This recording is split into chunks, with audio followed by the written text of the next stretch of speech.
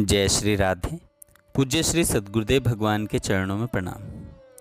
पूज्य श्री रामकृष्ण परमहंस जी से साधक ने प्रश्न किया, महाराज जी भक्ति कैसे प्राप्त होती है? पूज्य महाराज जी कहते हैं, व्याकुलता के द्वारा। जैसी व्याकुलता बच्चा अपनी माँ के लिए अनुभव करता है, जब बच्चा माँ से अलग हो जाता है तब वह घबरा जाता है और व्याकुल होकर माँ के लिए रोने लगता है। इसी प्रकार यदि कोई भगवान के लिए रोए तो उसे उनके दर्शन हो सकते हैं। एक शिष्य ने अपने गुरु से पूछा, गुरुदेव बताइए मुझे भगवान के दर्शन कैसे हों? गुरु जी ने उत्तर दिया, आओ मेरे साथ, मैं तुम्हें बतलाता हूँ। वे उसे एक झील के किनारे ले गए और उसे लेकर पानी में उतरे। एकाएक गुरु ने शिष्य का सिर पकड़कर पानी में डुबो दिया। कुछ क्षण उसे पानी में डुबो रखने के बाद उन्होंने उसे छोड़ दिया। शिष्य झट उठ खड़ा हो गया। गुरु ने पूछा, कहो कैसा लगा? शिष्य ने कहा, ओह, ऐसा लगा कि मैं मर रहा हूँ। मैं सांस लेने के लिए छटपटा रहा था। गुरु ने कहा, जब तुम भगवान के लिए इसी प्रकार छटपट करोगे तो जान लेना कि उनके दर्शन में बहुत देर नहीं है। बड़ी मछली पकड़ने के लिए लोग पानी में बंसी डालकर घंटों शांत बैठे रहते हैं। इसी प्रकार जो भक्त धैर्य पूर्वक साधन भजन में लगा रहता है वह अंत में निश्चित ही भगवान को पा लेता है। इस संसार समुद्र में काम क्रोध आदि 6 घड़ियाल रहते हैं, किंतु यदि तुम अपने शरीर पर हल्दी मलकर जल में उतरो तो तुम्हें उनसे भय नहीं रहेगा। विवेक तथा वैराग्य ही वह हल्दी है। अगला प्रश्न साधक का, काम पर किस प्रकार विजय प्राप्त की जाए? महाराज जी कहते हैं, सभी स्त्रियों को अपनी माता की तरह देखो। स्त्री के चेहरे की ओर कभी न देखो, सदा उसके पैरों की ओर दृष्टि रखो। ऐसा करने पर सभी बुरे विचार भाग जाएंगे। सभी स्त्रियां भगवती माँ जगत जननी का अंश हैं, उन्हें माता की दृष्टि से देखना चाहिए।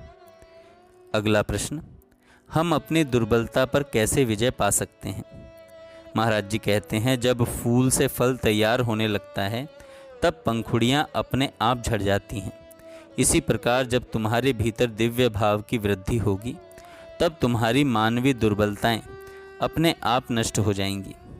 जो भगवान को पाना चाहते हैं अथवा साधन भजन में उन्नति करना चाहते हैं, उन्हें स्वयं को कामनी कंचन के आकर्षण से विशेष रूप से बचाकर चलना चाहिए, अन्यथा उन्हें सिद्धि कभी प्राप्त नहीं होगी।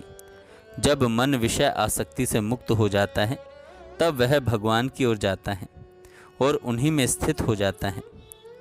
बद्ध जीव इसी प्रकार मुक्त हो जाता है। बद्ध जीव वह है जो भगवान से दूर ले जाने वाले मार्ग पर चलता है। किसी का दोष मत देखो, एक कीड़े का भी नहीं। जिस प्रकार तुम भगवान से भक्ति के लिए प्रार्थना करते हो, उसी प्रकार इसके लिए भी प्रार्थना करो कि तुम किसी का दोष न देखो। मन ढोंगी, हिसाबी और तार्किक होता है, वह भगवान को नहीं पा सकता। मन में विश्वास तथा सच्चाई होनी चाहिए। सच्चे हृदय के मनुष्य के लिए भगवान बहुत निकट हैं, किंतु कपटी मनुष्य से वे बहुत दूर रहते हैं। जब तुम देखो कि भगवान का नाम सुनते ही तुम्हारी आंखों में आंसू आ जाते हैं और शरीर में रोमांच हो उठता है, तब जान लो कि तुम कामनी और कंचन की आसक्ति से मुक्त हो गए और तुमने भगवान को पा लिया है। तुम राधा और कृष्ण को मानो या न मानो, किंतु उनके एक दूसरे के प्रति आकर्षण को अवश्य स्वीकार करो। अपने हृदय में भगवान के लिए उसी प्रकार की व्याकुलता लाने का प्रयत्न करो। उन्हें प्राप्त करने के लिए केवल व्याकुलता की आवश्यकता है। भगवान तक पहुंचने के लिए बहुत से पथ हैं, प्रत्येक मत एक पथ है। यह वैसा ही है जैसा काली मंदिर में पहुंचने के लिए अनेक रास्ते हैं, किंतु यह अवश्य मानना पड़ेगा कि कुछ रास्ते साफ सुथरे हैं तो कुछ गंदे। साफ सुथरे रास्ते से ही जाना अच्छा है। तुम भगवान के जितने निकट पहुंचोगे उतना ही शांति का अनुभव करोगे। तुम जितना ही गंगा के निकट पहुँचते हो उतना ही तुम्हें गंगा की शीतलता का अनुभव होता है, और जब गंगा के जल में डुबकी लगाते हो तब पूर्ण रूप से शीतल हो जाते हो। जय श्री राधे।